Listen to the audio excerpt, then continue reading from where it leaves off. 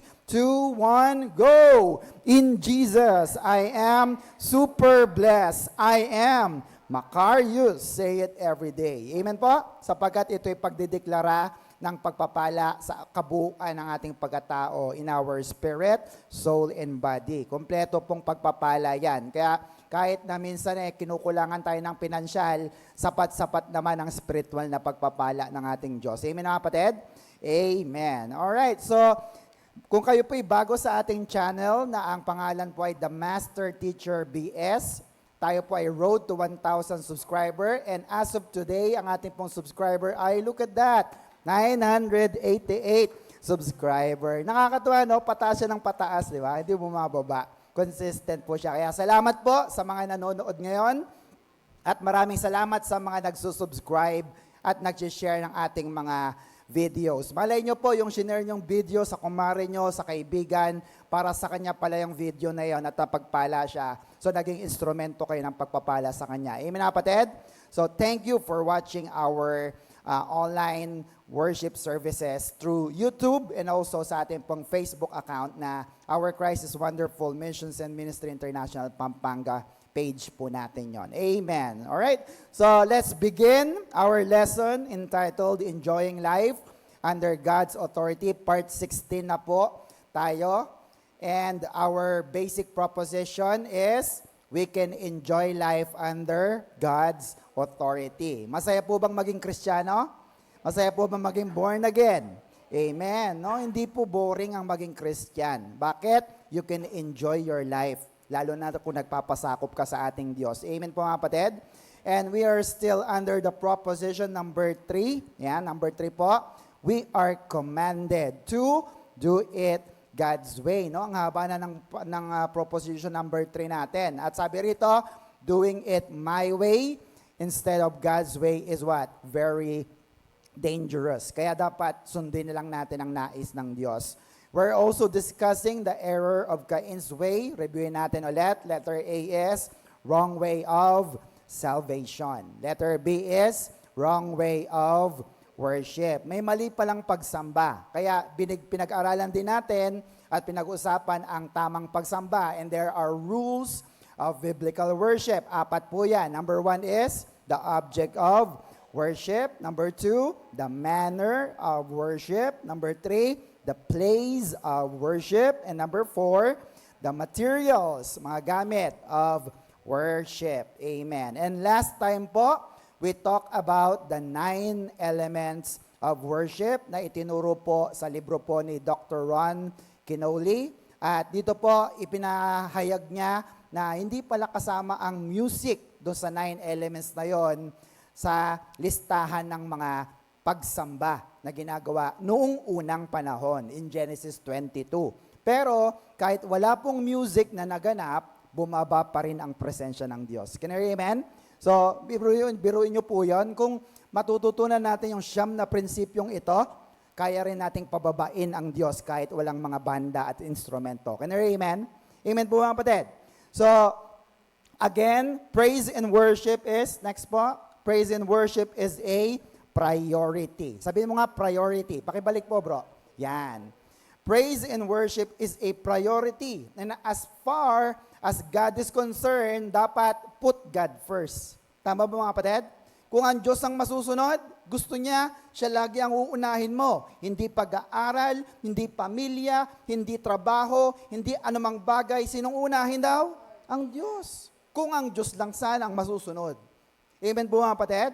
Kaya minsan, pinapaalalahanan tayo ng Diyos, praise and worship is a priority. Can you hear amen? Amen po ba? Bakit? Nakalagay dyan, without God, we are nothing. Amen ba mga kapatid? Amen po ba? Sabihin, no, God without man is still God. Ang Diyos, kahit wala tayo, Diyos pa rin yan. Pero ang tao, a man without God, we are what? Nothing. Naniniwala po ba kayo doon? Yes. And history shows us na kung ang Diyos po ay wala sa isang tao, kahit sikat na sikat ka man, pinakamakapangyarihan ka man, pinakamagaling ka man, at pinakamayaman ka, kulang pa rin ang iyong buhay. Can you hear amen?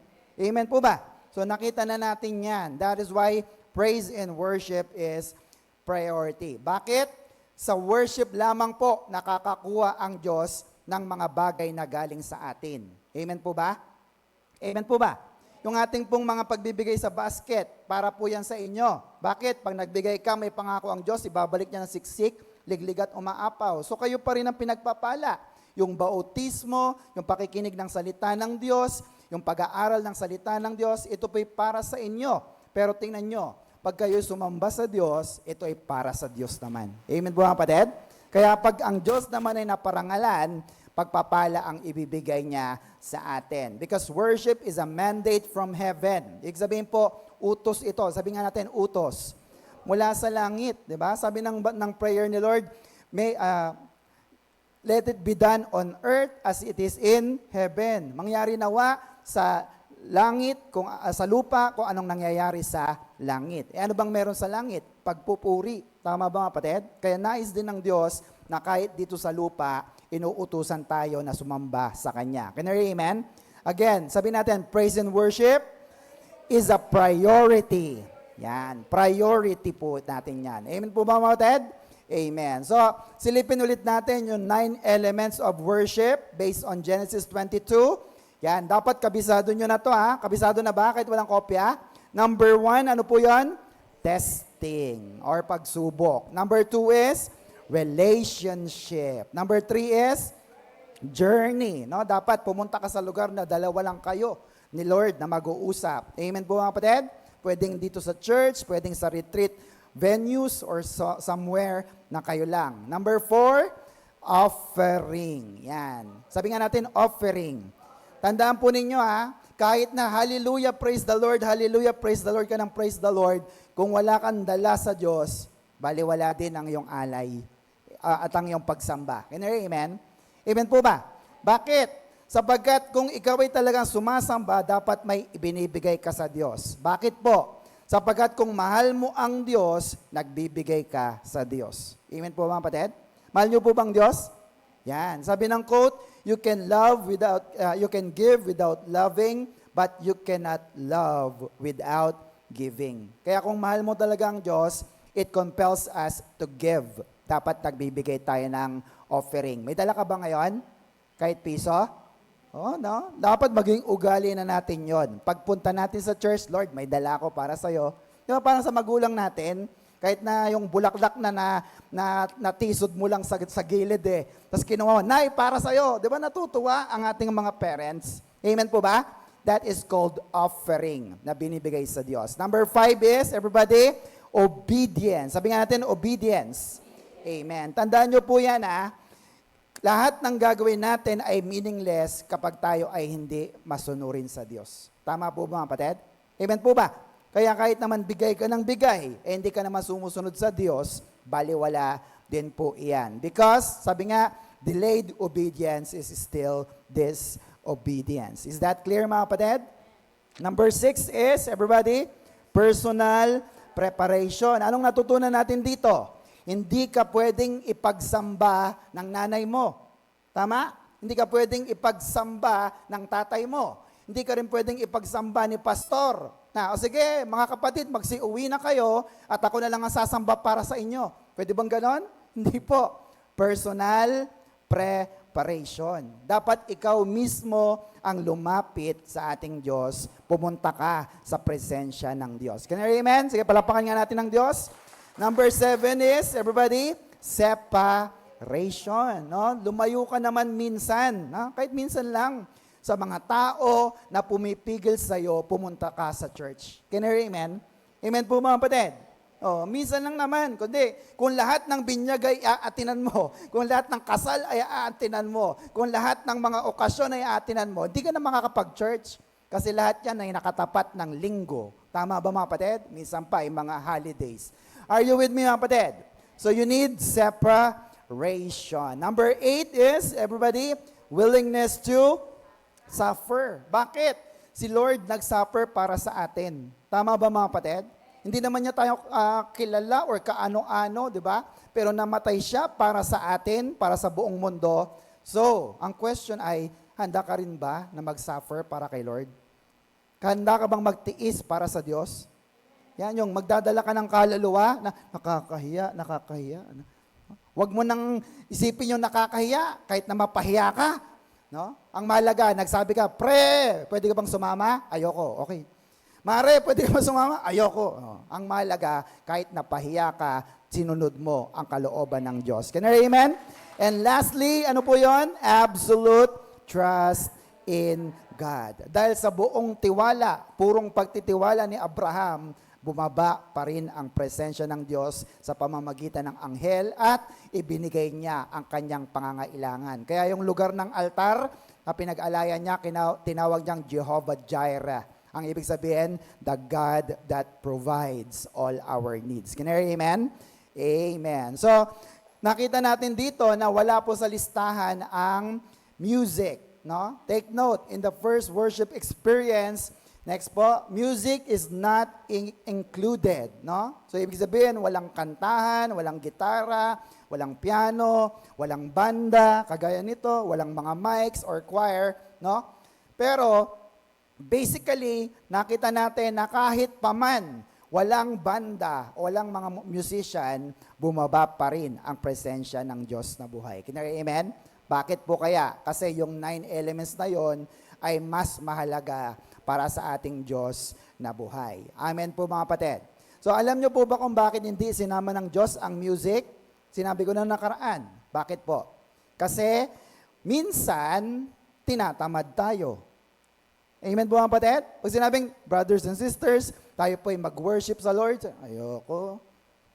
Sad ako ngayon eh. No? Amen? Minsan ay nagtuturuan. Sister, pwedeng ikaw ba magpakanta? Ayoko. Minsan naman napipilitan lang. Sino ngayon magpapakanta? Ako po ngayon eh. No?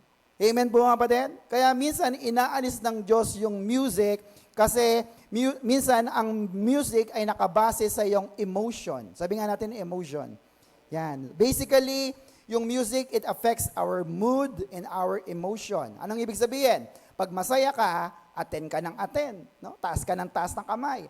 Pag malungkot ka at problemado, hindi ka mahagilap sa church. Ayaw mong magpakita sa church. Ayaw mo man lang magtaas at magbigay sa Panginoon. Can you hear amen? Amen po mga kapatid. Kasi nakabase ka sa iyong emosyon. Amen po mga kapatid? Kaya minsan hindi lang sa pagkanta, kahit sa mga personal na problema na nararanasan mo, huwag kang magpapadala dyan sapagkat lahat naman ng tao ay may problema. Amen mga kapatid? Pero kung may problema ka man at lumapit ka sa Diyos, kagaya ni Abraham, ibibigay niya ang lahat ng iyong pangangailangan. Amen mga kapatid? Kahit pera pa yan, kahit material na bagay, kahit kagalingan o anumang bagay na hinihiling mo, kayang ibigay ng Diyos. Basta lumapit ka sa Kanya. Shout amen! Palapakan natin ng Diyos. So anong ibig sabihin? Maraming mga tao ang nagtatago sa likod ng masasayang musika. Na kahit malungkot siya, dahil nga masaya ang tugtugan, masaya na rin siya. Pero pagkatapos ng tugtugan, malungkot na uli siya. Amen na kapatid? Minsan naman ay nagtatago sa galing at husay ng mga manunugtog. No? Pero kung titingnan natin, hindi pala dapat ang mga instrumento ang tinitingnan natin. Ang tinitingnan natin dapat ay ang tono ng ating puso. Dapat ang puso natin ay hindi sintonado. Can you hear amen? Amen po mga kapatid. Kasi sabi ng Biblia, Matthew 15:8, wala dyan, ang kanilang bibig ay sumasamba ng papuri, pero ang puso nila ay malayo sa Diyos. Anong ibig sabihin? Parang ganito, Hallelujah, praise the Lord, purihin ka, dakila ka Diyos. Pero hindi naman niya talaga ninanamnam. Bukang bulaklak lang ng bibig. Are you with me, kapatid? Amen po ba? Kaya dapat hindi po ganon. It's just a merely lip worship service. No? Ang tinitingnan ng Diyos dito is your heart commitment. Amen po, kapatid? Puso. Sabi nga natin, puso. No? Kasi pag ang pagpapakanta mo, ang pag-awit mo ay wala sa puso, baliwala ito sa ating Diyos na buhay. Can you hear amen? Also, some people base worship on emotion, kaya marami ang nadadaya ni Satanas. Anong ibig sabihin? Pag hindi daw sila naiyak, hindi raw sila nag-worship.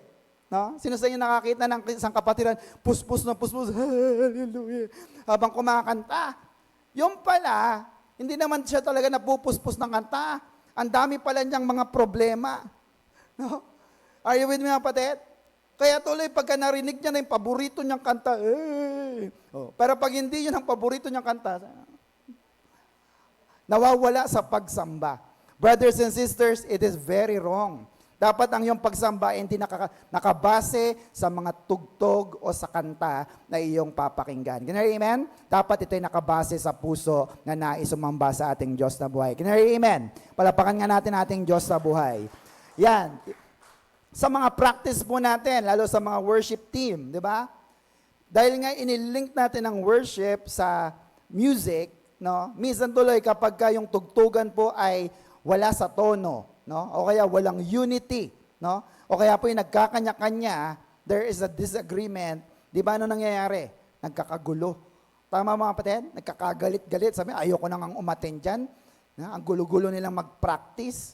Amen po mga kapatid? Bakit? Kasi ang akala natin, pag sinabing worship, music agad. Brothers and sisters, hindi dapat ang tono ng instrumento ang hinahanap natin, dapat ang nakatono ay ang ating puso, hindi sintonado sa pagdating sa ating Diyos na buhay. Can you hear amen? Amen po ba? So, ang tanong ay, ibig sabihin ba ng pastor, wala na lang music? Hindi po. Sabi ko nga kanina, worship is a priority. Sabi nga natin, priority. Yan, no? Dapat ito ay gawin natin eh. Kahit na siguro wala nang masyadong mga ibang event na patotoo o anumang gagawin, basta ang mahalaga, sumamba ka ng totohanan sa ating Diyos. Bakit? Sabi ng Psalms 22 verse 3, ayan, God inhabits the praises of His own people. No? Nananahan na ang Diyos sa pagpupuri ng kanyang mga anak. Can you hear amen? Amen. So last time, sinagot po natin ang tanong na, next po, how did Satan use music as a tool to promote rebellion, discord, or yung kontrahan at immoral values, no? So nagagamit pala ni Satanas ang musika para mag-rebellion tayo, magkanya-kanya tayo, maglabanan tayo, at maging immoral sa ating buhay. So next po, basically, si Lucifer po was created as an angel. Siya po'y nilikha, no? Bilang isang anghel. At siya po ay pinabura ng Ama sa langit. And one of the greatest gift given to Satan was, sabi dyan, next po, music. Sabi nga natin, music. Yan. He is leading worship before he eventually turned his talents towards pride, rebellion, and self-glorification. No? Take note nyo po yun. Sabi, created. Sabi mo nga, created. Hindi siya creator. Ginawa lang din siya, kaya may mas mataas sa kanya. Maliwanag mga kapatid? Ibig sabihin, hindi siya mas makapangyarihan sa lahat. Can you hear amen? Amen po ba? So, dahil dito, ang kanyang talento ay binaliktad niya. Imbis na gawing pagsamba sa Diyos, ginawa niya itong pride, rebellion, and self-glorification. Siya na ang napaparangalan. Kaya, nung pinababa siya dito sa lupa, dala niya ang mga instrumento na ibinigay sa kanya ng Diyos na buhay. So, Lucifer was created with instrument. It is recorded in Ezekiel 28 verse 13. Basahin natin. Sabi rito, Ezekiel 28, you were in Eden, the garden of God. Every precious stone was your covering. The sardius, topaz, and diamond, beryl, onyx, and jasper, sapphire, turquoise, and emerald with, look at that, gold. Sabi nga natin, gold. No? Ibig sabihin, lahat ng gamit ni Satanas ay mga mamahaling bato. Yung ngayon sa panahon natin. At lahat ito ay may halong ginto. No? Ibig sabihin, yung holder niya, yung lalagyan niya ay mga ginto. So, ibig sabihin po pala, lahat ng gamit ni Satanas, ginto. Sabi nga natin, ginto. Or gold. So, tandaan nyo lang po yan, sapagkat mamaya ipapakita ko kung bakit napakalaking gamit at pakinabang ng ginto nung bumagsak si Satanas. Dahil po, papaano niya ito ginamit para mapabagsak din at mabigyan ng kapurihan ng kanyang sarili, imbes ang Diyos na buhay. So we will discuss that later. Sabi diyan, the workmanship of your timbrels and pipes was prepared for you on the day you were created, no? So nilikha siya na mayroong timbrels and pipes, no? Pag tinignan po natin yung salitang timbrels, next po. Ang ibig sabihin po nito sa Hebreo ay tof, no? It means what? A tambourine, a tabret, or yun nga, timbrel, or a kettle drum. No? So ibig sabihin pala, si Satanas, hindi pala siya gitarista, si Lucifer. Siya pala ay tambourine dancer. No? O kaya drummer. Kasi may kettle drum na tinatawag. Yung mga kapatid? At ang tambourine pala, no? At ang drum, nag-originate sa langit. Dala niya yun pagbagsak niya. You get that mga kapatid? Amen po ba? So ibig sabihin, si Satanas ay involved with music sa langit, pero hindi po natin makikita sa buong Bible kung sa langit nga ba talaga ay meron yung tinatawag na timbrels. Yan, ayan po yung picture na pinakita ko sa inyo. Kasi ang malinaw na may instrumento sa langit is yung harps or harpa. Sabi nga natin, harps. Yan.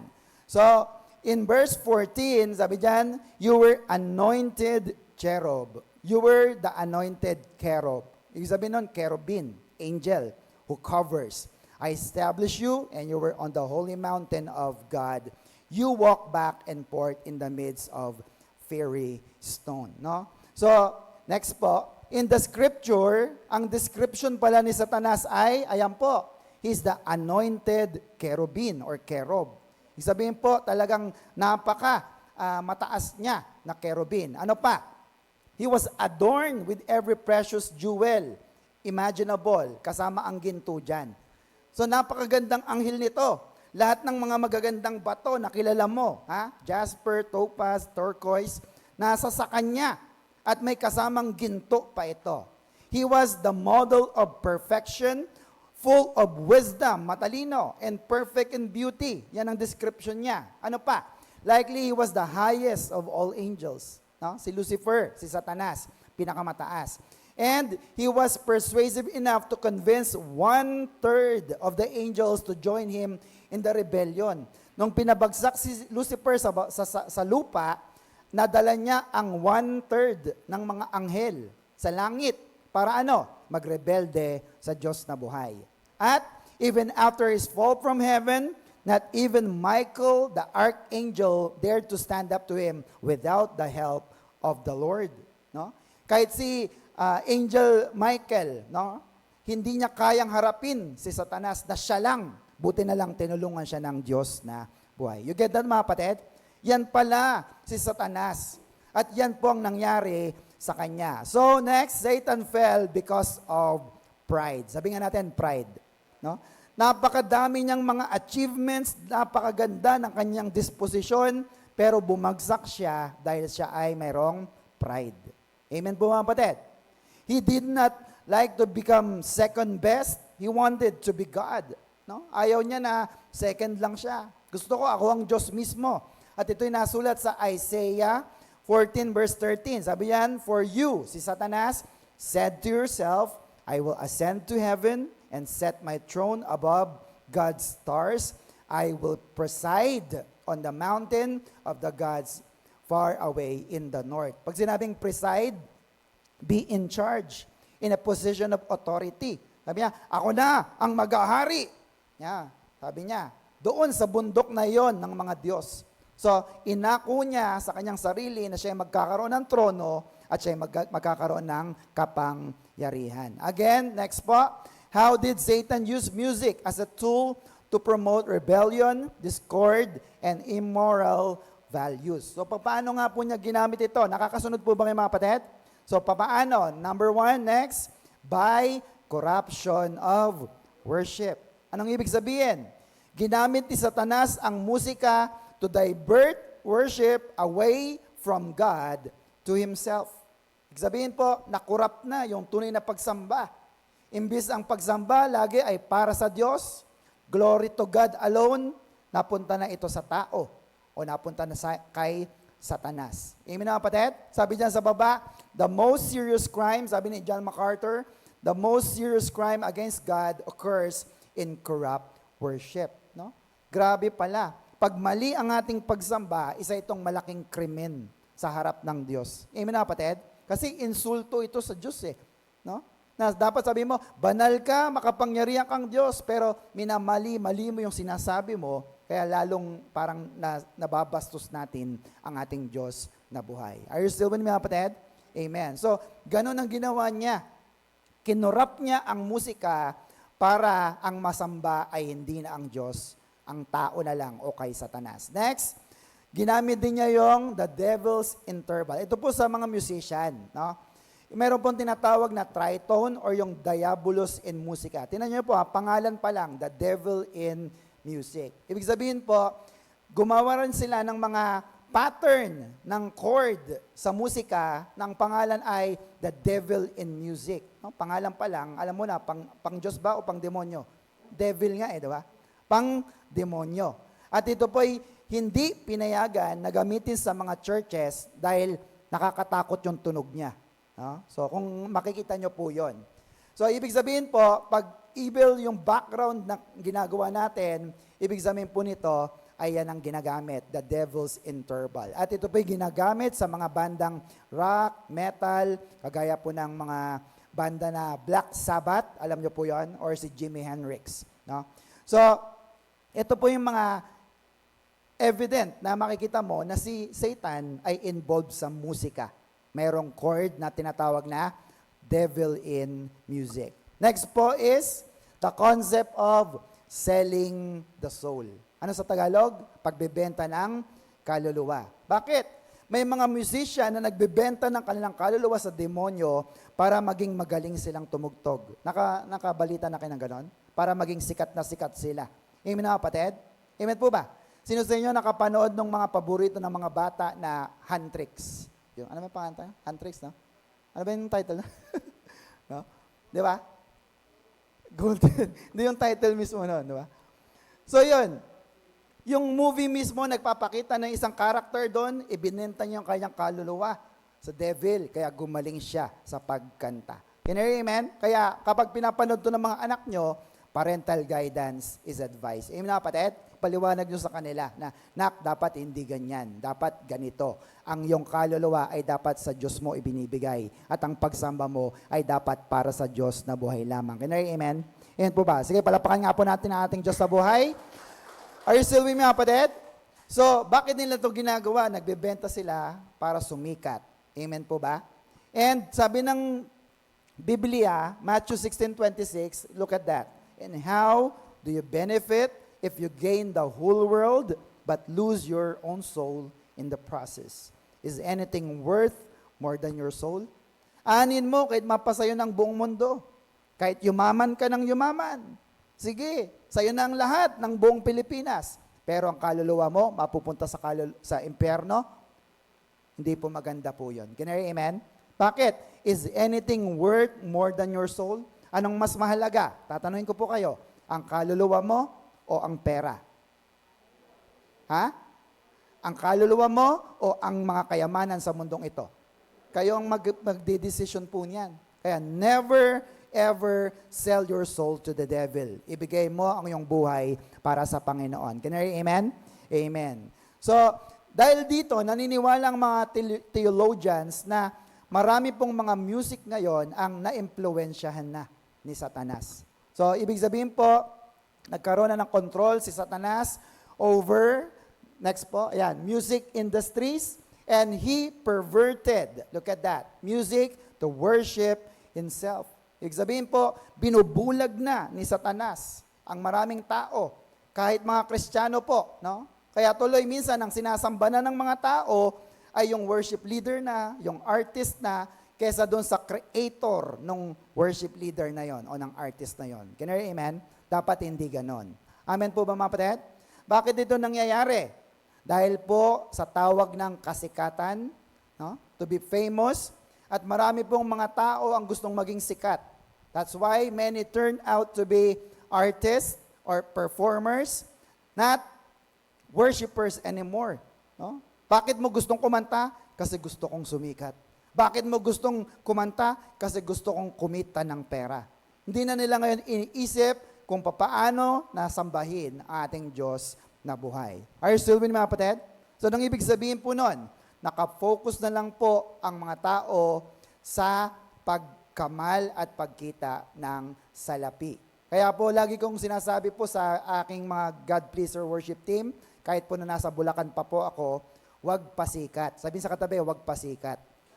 Bakit? Kasi pag pasikat ka, hindi ka pasikat, laos ka na. Bakit? Ibabagsak ka ng Diyos eh. Tama mga kapatid? Diba? God opposes the proud, but He gives grace to the humble. Tama ba mga kapatid? Kaya dapat hindi kayo mayabang. Habang ginagamit ka ng Diyos, habang ikaw ay patuloy na dumadami ang talento mo, dapat ang napapapurian pa rin ay ating Diyos na buhay. Can I hear amen? Palapakan nga po natin ating Diyos na buhay. So, being said that, next, some music industries are willing to invest on Christian artists. No? Nung nakaraan po, nanood kami ng isang napakalaking concert, no? Sa ba yun? Sa MOA, MOA Arena. No? Mahal ng ticket, talaga. Bakit? Kasi gusto talaga namin maranasan yung napakaganda nilang worship. No? Pero marami pong mga music industries ang handang mag-invest ng kanilang pera sa mga kahit Christian artists. Bakit? Kasi yung kanilang mga music ay nagiging merchandise, no? Produkto, nagiging kalakal. Binebenta ito para magkapera din sila. At take note po hindi lang barya-baryang pera yung kinikita po pag may mga ganyang mga konsyerto. Libo-libo po. Amen po mga kapatid? Amen po ba? No. Paano ito napopondohan? No? Di ba sabi ko kanina sa Ezekiel 28:13, ano ang meron sa katawan ni Satanas? Mga mamahaling bato at ginto. Tama mga kapatid? Why? Ano bang gamit ng ginto? Next po. Ginto is equal to pera. Gold is money. Tama mga kapatid? Ikaw, kahit wala kang pera, basta may ginto ka, punta ka lang sa sanlaan, magiging pera na po yan. Look at that. Kayang pondohan ni Satanas, gaano mang kamahal, ano mang mga bagay na yan, basta lamang maganap niya ang kanyang nais sa mga bagay na ito. Now, maganda naman pong nangyayari sapagkat yung iba ay Christian, talaga na worship, na concert ang nangyayari. Pero how about doon sa mga hindi talaga worship? Amen na kapatid? Malaki pong ginagastos doon. Now, bakit ko po ito sinasabi? Sapagkat marami pong mga nagwo-worship ngayon, ang focus na lamang po ay pagandahin ang kanilang musika para sumikat. No? Hindi na para mag-worship talaga sa Lord. Are you with me kapatid?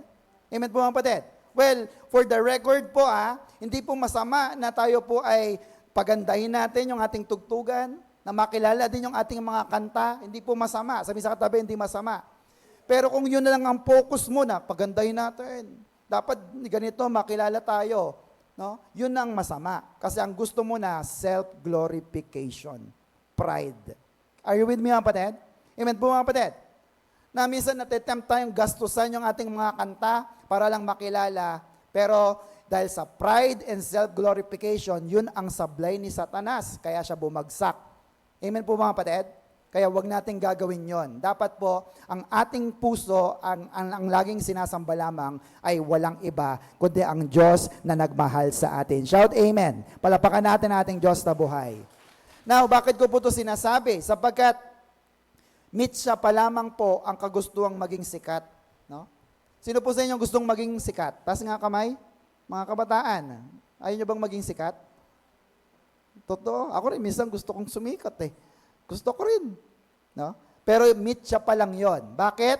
Sapagat ang totoo pong reason kung bakit po ang mga tao ay nag-i-invest ng mga ganong pananalapi o mga pagsamba kahit sa Diyos-Diyosan ay dahil sa love of money. Sabi nga natin, love of money. No? Mahal mo ang pera kaya gusto mo ring sumikat. Anong sabi ng Biblia? 1 Timothy 6 verse 10. The love of money causes what? All kinds of evil. Some people have left the faith. No? Dating worship leader, tambourine dancer, drummer, gitarista ng church, pero mas pinili ang mag-Japan, mag-abroad, dahil sa tawag ng dollar o ng lapad.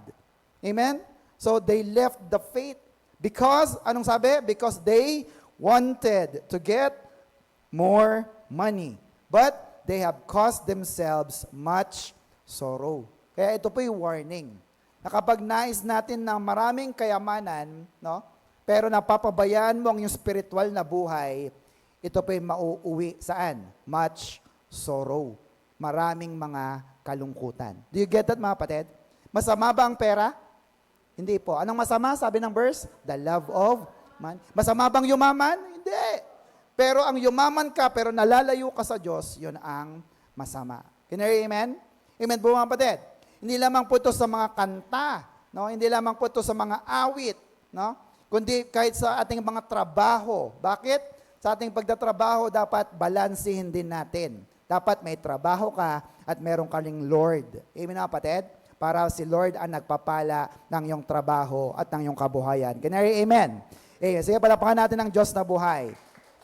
So, the love of money, ang Greek word ng salitang money ay mammonas, no? Or mammon. It means money, treasure, riches, or wealth. Ibig sabihin po, nalilink palagi yung pera na kalaban ng Diyos, ni Jesus, sa puso ng maraming tao. At itong ginagamit na taktika lagi ni Satanas. Alam nyo ba yun mga kapatid? Pera lagi ang ginagamit ni Satanas para malayo tayo sa Diyos. Are you with me mga kapatid? Aware po ba kayo doon? Aware po ba kayo? Na?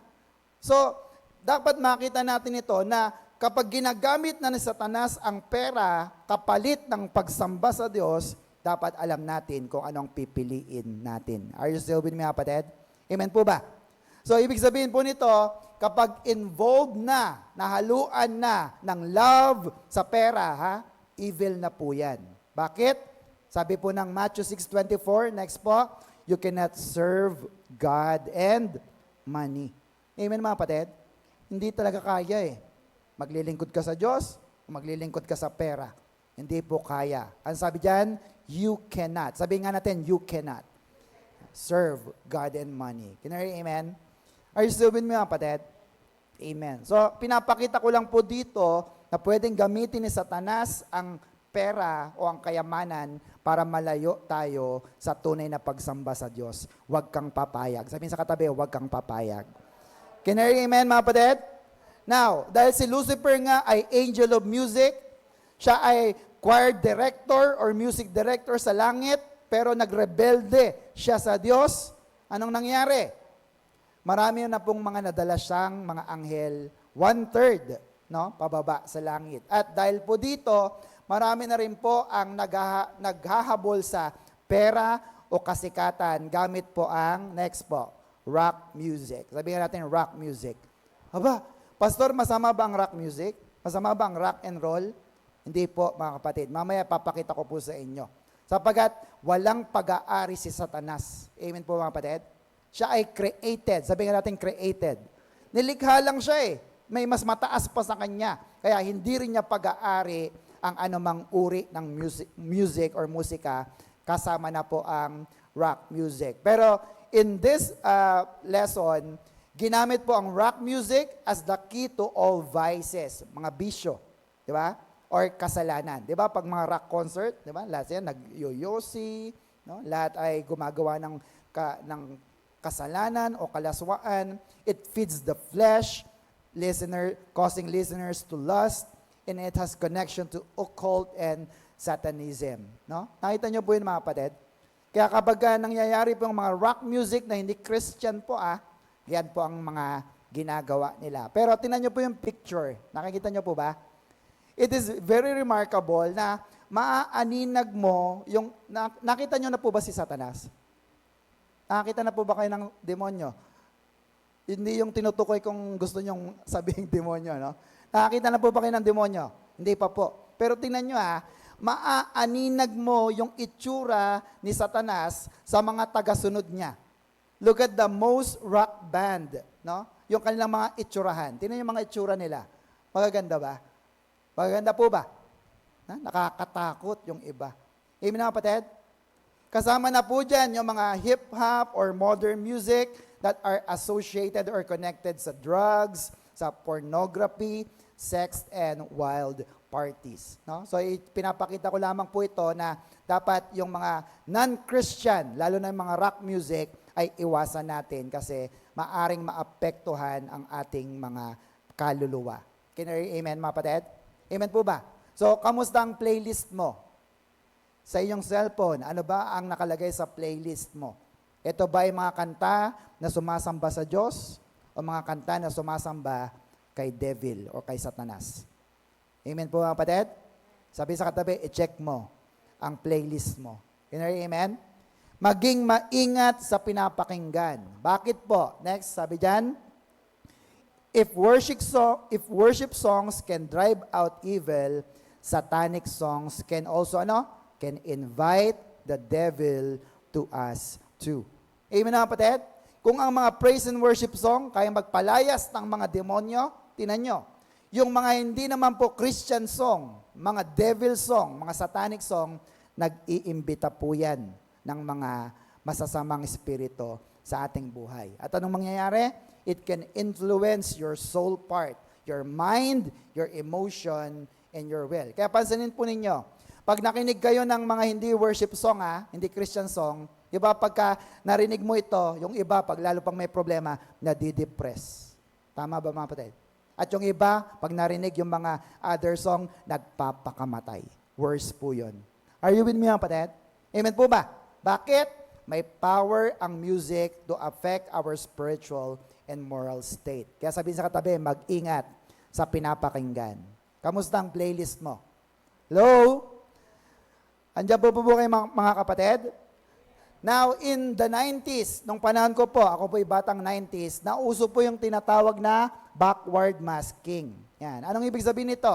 Yung mga kanta naman po noon ay piniplay pabaliktad. At kapag ito'y pinlay pabaliktad, may mga naririnig silang mga hidden messages, mga mensahe, mga karga ng mga kanta. No? So, sabi naman po nila, ito po ay purely coincidence. No? Nagkataon lang siguro na nandun yung mga kanta na yon.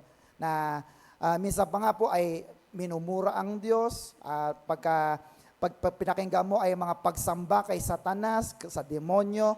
No? So, nauso po ito noong 90s, yung backward masking, pero hindi rin po ito nagtagal. Ang ibig sabihin lang po ganito, kapag nakikinig ka ng hindi worship song, ano man ang karga ng kanta na yon, pumapasok sa iyong sistema. Tama ba mga kapatid? Pumapasok sa iyong spirit, sa iyong soul, at sa iyong body. Parang sa kape po yan, di ba?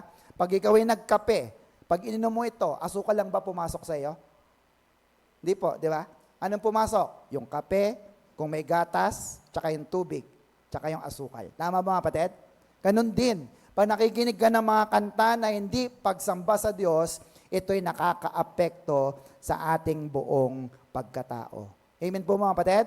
So we Christians must make serious inventory of the content we are consuming. Dapat po, nade-discern mo, ang kanta ba na ito ay nakakapagpalapit sa akin sa Diyos? O ang kanta na ito ay nakakapagpalayo sa akin sa Diyos at lumalapit ako lalo sa demonyo. Can you hear, amen? Maliwanag po ba mga kapatid? Naintindihan niyo po ba ako? Ulitin ko na lang kaya. Naintindihan niyo po ba mga kapatid? Amen. So bakit ko po ito sinasabi? Next, because Satan is a deceiver. Sabi nga natin, deceiver. Manloloko po siya. Lalo na sa simula pa lang. Genesis 3 verse 13. Then the Lord said to the woman, "What is this you have done?" The woman said, look at that, "The serpent deceived me." No? You see yung serpent? Si Satanas. Niloko ako, dinaya ako ng ahas. No? Kaya anong ibig sabihin? Hindi matatanggal kay Satanas ang pagiging manloloko niya sa pandaraya niya sa mga anak ng Diyos. Kaya kung ang mga kanta ng pinapakinggan ay galing pa rin sa mundo, malamang ay nadadaya ka na rin ni Satanas kapag pinapakinggan mo ito. Are you here with me mga kapatid? Amen po mga kapatid? 2 Corinthians 2:11, ang sabi ni Pablo, so that Satan will not outsmart us. For, bakit daw? We are very familiar with his evil scheme. No? Huwag tayong papayag na mautakan tayo ni Satanas. Satan will not outsmart us. No? Minsan kasi nautakan tayo ni Satanas eh. Ganito po yun. Pag pupunta ka ng church, doon naman magkakaroon kayo ng pag-aaway. Oh. Tama ba, kapatid? Pag pupunta ka na ng church, magkakasakit yung anak mo. Amen? Pag pupunta ka ng church, may problema sa trabaho. Amen mga kapatid? Look at that. Satan cannot outsmart us. Bakit? Sabi nila ni Pablo, familiar ka na. We are very familiar with his evil scheme. Now, Lord, hindi muna ako mag-church kasi wala kaming pera. Lalo kang mag-church. Amen mga kapatid? Kasi pagdating mo sa church, ipag-pray mo na lumayas ang mga kamalasan sa iyong pamilya, sa iyong buhay at kabuhayan, at lalong aasenso ang iyong buhay. Can you hear amen? Kaysa magstay ka sa bahay, o tinatalon-talonan ka pa ni Satanas dyan, wala ka nang pera, pinagtatawanan ka pa niya. Are you with me, mga kapatid? Ganon din, pag may mga sakit ang inyong mga anak, no? O kaya ikaw may sakit, Lord, di mo na kuhatin, masakit ulo ko. No? Umaten ka pa rin kung kaya mo. Amen? Kasi pagdating dito, kaya kang bigyan ng Diyos ng kagalingan na walang bayad, libre sa pangalan ni Jesus at sa dugo ni Kristo. Amen? Hindi ka mauutakan. Siya ang utakan mo. Amen, mga kapatid? Amen. Sabi ba nga ng Bible, we are more than conquerors. Bakit? Higit ka pa sa mananagumpay. Hindi ka naman lumaban, pero ikaw ang nagtagumpay. Bakit? Si Kristo na ang lumaban para sa iyo at nahirapan. Can you hear amen? Kaya, angkasan mo na lang na ikaw nga ay mananagumpay kay Kristo. Shout amen! Palapakan natin ang ating Diyos na buhay. Are you still with me? Next po, tingnan nyo po ito. Si Satanas, kaya na mag-quote ng verses. Tama mga kapatid? Sa Matthew 4:4, di ba? Sabi niya, nasusulat. Tama ba? Nasusulat, pwede mong gawing tinapa yung batong ito. No? Nagko-quote siya ng verse. So, Satan can also compose songs. Kaya din niyang gumawa ng kanta kahit paggamit ang ilang mga salita sa Biblia na binabali-bali niya. Bakit? Para ma-deceive o maloko niya ang mga mananamba ng Diyos. Are you with me, mga kapatid? Pero huwag kayong papadaya. Bakit? Sigurado na ang kanyang destinasyon. Ano po bang destinasyon ni Satanas? Siya ay talunan na. Siya ay mapupunta sa dagat-dagatang apoy sa impyerno. Look at this. Revelation 20 verse 10. Then the devil who betrayed them was thrown into the lake of fire that burns with sulfur, joining the beast and the false prophets. There they will be, look at that, torment day and night forever and ever. So nakita niyo yan? Huwag kang magpadaya kay Satanas. Kasi siya mayroon ng hatol. Anong kanyang hatol? Pati yung mga kampo niya, sila ay matutorture, ito-torment, pahihirapan, araw at gabi, forever. Saan? Sa impyerno. Kumbaga sa pelikula, ang ending, panalo si Lord at ang mga mabubuti at si Satanas at ang kampo niya ay nandoon sa impyerno, naghihirap. Can you hear amen? Amen po mga kapatid? Amen. So, ang tanong ay, ibig sabihin nun, Pastor, dapat wala na lang music? No? O kaya wala na lang rock and roll music? No? Para safe tayo? Dapat wala na lang drums? No? No. Allow me to explain that. Bakit? Sinabi ko na kanina, walang pag-aari si Satanas. Sabi nga natin, walang pag-aari si Satanas. Siya ay created, hindi siya creator. Kaya yung kanta na mayroon siya, hindi kanya yon. Can you hear amen? Amen po ba? Ibig sabihin, yung mga kanta na ginagamit ni Satanas ay pwede nating gamitin pabaliktad ulit para ang mga kanta na to ay magbigay ng kapurihan sa Diyos. Are you with me mga kapatid? Amen po mga kapatid? Kaya po lumabas ngayon si David, the psalmist, no? Ang kanyang sinabi sa Psalms 22 verse 3, God inhabits the praises of His own people. Amen po mga kapatid? At sabi pa sa Revelation 4:8, look at that, day and night, no? They never stop singing. Di ba kanta ito?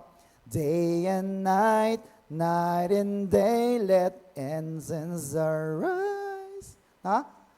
Araw at gabi, hindi sila tumitigil sa pagkanta. Ano sinasabi? Holy, holy is the Lord, the all-powerful God, who was and is coming. No? So ibig sabihin, may pagsamba, may awitan para sa Diyos na buhay. So pwede natin gamitin ang kanta para sa Diyos. Can I hear amen? Amen po mga kapatid. Kaya po dito sa church natin, dapat yung mga worship leader, alam din nilang magbalanse ng kanta. Sino po sa inyo ang mga 80s? Taas nga kamay, mga 80s, 70s, 80s, 90s, kami po yon. At mga 2000 pataas. Di ba minsan, yung trip ng mga millennial, hindi natin trip na kanta. No? Parang, ang bibilis naman. Ano ba yan? Hindi namin maintindihan. Wala bang Don Moen dyan? No? Kaya ang mga worship leader natin dapat balanse rin. Sabi natin balanse. Kumuha ka ng mga luma para sa mga old na mananampalataya, kumuha ka rin ng medyo bago at kumuha ka ng mga bago. Bakit? Para lahat tayo ay sabay-sabay na makapagpuri sa ating Panginoon. Can I hear amen? Amen po mga kapatid? Amen. So, dahil ang totoo, walang pag-aari si Satanas. No? Kaya lahat ng mga musika ay dapat gamitin natin para sa ating Diyos na buhay. Dapat po, gumamit tayo ng mga Bible-inspired gospel music, Christian songs, at mga inspired ng banal na spirito. Are you still with me, mga kapatid? Next, sabi po dyan, true worship is not based on emotion. Sige nga, basahin ulit natin. True worship is not based on emotion. Amen, mga kapatid? Do you agree with this? Malapit na po akong matapos. Ang tunay na pagsamba, hindi po yan base sa emosyon. Bakit? Nasaan ba ang emotion? Nasa body ba? Nasa soul ba? O nasa spirit? Soul. Amen? Ano bang meron ng soul? Mind, emotion, and will. No? Ang tunay na pagsamba, hindi nakabase sa emosyon. Bakit? Kayang impluwensya ni Satanas ang ating emosyon. Amen po mga kapatid? Amen po mga kapatid? Pero hanggang soul lang siya. Sabi sa katabi, hanggang soul lang siya. Ang good news, hindi niya kayang impluwensyahan ang iyong born again spirit. Amen naman, kapatid? Sino po mga na-born again dito? Taas nga kamay. Sige, palapakan natin ang Diyos. No? Kaya alam nyo, ayaw ni Satanas na maging born again ang mga tao. Bakit? Hindi niya kayang kantiin ang iyong born again spirit. Wow! That is a great revelation. Bakit? In your born again spirit, doon po nananahan ang, next po, Neshama. Sabi nga natin, Neshama. It is the God's breath of life. Sa Genesis 2:7. Ito yung ibinigay ng Diyos na hininga kay Adan. Kaya nung ibinigay ng Diyos yung hininga na yon, hindi lang siya basta hininga. It is the breath of life. No? Hininga ng buhay. Ito ay ang spirito ng ating Diyos. At ano nangyari? And the soul became a living soul. Genesis 2:7, tinan nyo po ito. The Lord God formed the man from the dust of the ground and breathed into his nostril the breath of, ano yan? Life. Ano yan? Neshama, Kai. And the man, look at that, became a living being. No? Ang verse na ito, napakahalaga. Kailan nagkaroon ng buhay si Adan? Nung bang nilikha siya sa putik? Hindi po. Kailan siya naging buhay? Nung hiningahan ng Diyos ang kanyang ilong. Ng ano? Neshama. Sabi nga natin, Neshama. Ito yung spirito ng Diyos. It is your born again spirit. Kaya nung si Adan at Eva ay kumain ng prutas na pinagbabawal, nawala yung Neshama na yon. Kaya pinaglalaruan tuloy tayo ni Satanas sa ating soul and body kasi nawala na ang spirit. Good news. Buti na lamang po, naging born again ka na. At ang iyong spirito ay naging konektado na ulit sa Diyos. Kaya nakakasamba ka na sa Diyos na spirito at katotohanan. Shout amen. Amen po mga kapatid? Kaya sabi po ni Pastor Gani, next po, only those who are born again in the Spirit can what? Can worship in spirit and in truth. So you must born again. Amen po mga kapatid? Amen po ba? Para makasamba ka sa Diyos, sa spirito at sa katotohanan, dapat born again muna ang iyong spirito. Can I hear amen? Amen po ba? So, iba-iba po ang kanta na gusto natin, kaya merong panawagan. Ano po yon? Next po, it is a call for more Christian songwriter or Christian artist. No? Kung ikaw ay tinatawag ng Diyos na gumawa ng mga kanta, gamit ang God's Word, gamit ang Bible, gamitin mo ito. Bakit? Ang salita ng Diyos ay nagpapalaya. Sabi nga natin, nagpapalaya. No? Lalo na doon sa mga naaalipin ng demonyo sa mga kanta, na gustong-gusto nila pinapakinggan yon. Bakit? Last verse, John 8:32. Ano sabi? And you will know the truth and the truth will set you free. So, ang kanta pala ng mayroong word of God, may word of truth, ito ang magpapalaya sa anumang tali ni Satanas. Can I hear amen?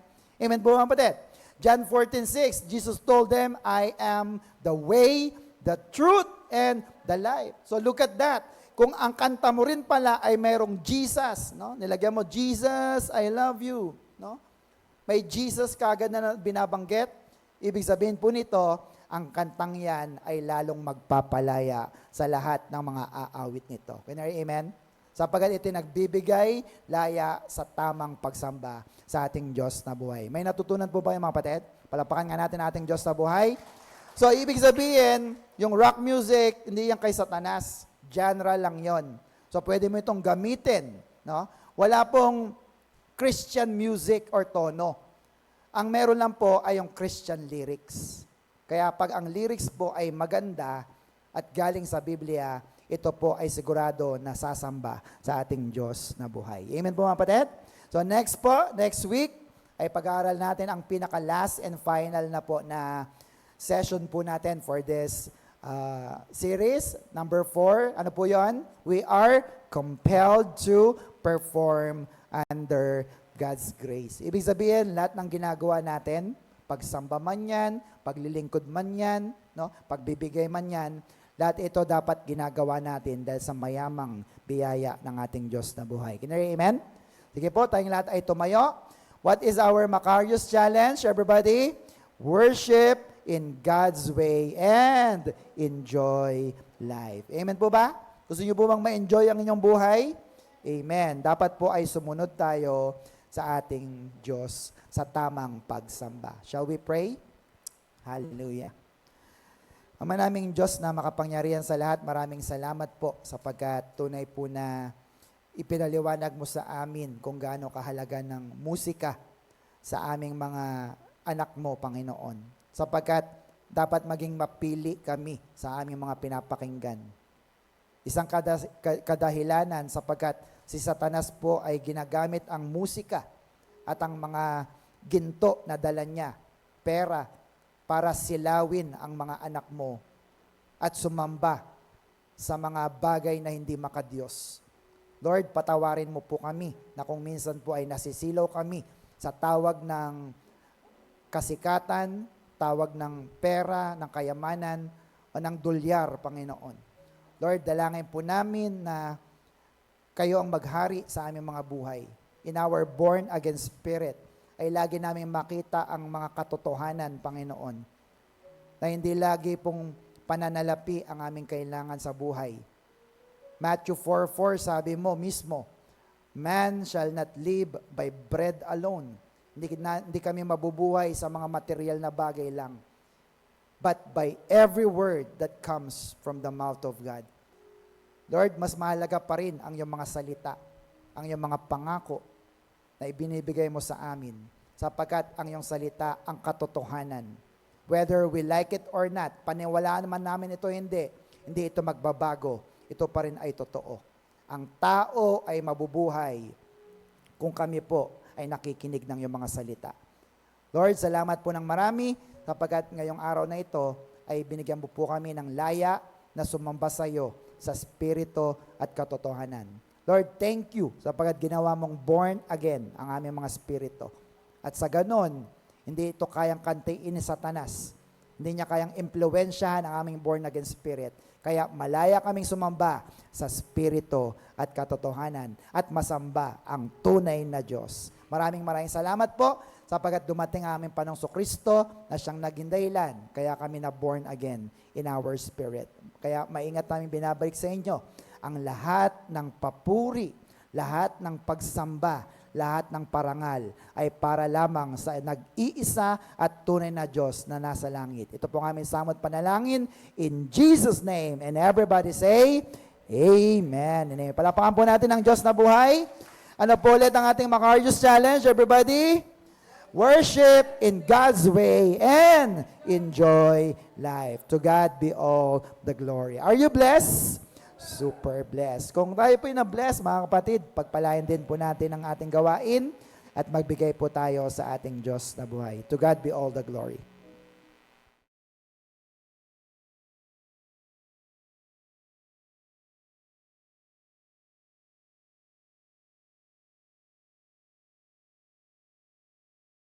go!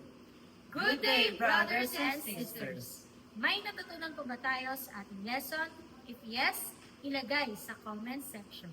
At kung nagustuhan mo ang video na ito, you can find more of this on our YouTube channel, The Master Teacher BS. You can like, share, and subscribe. See you in our next video. Stay Macarius! Bye!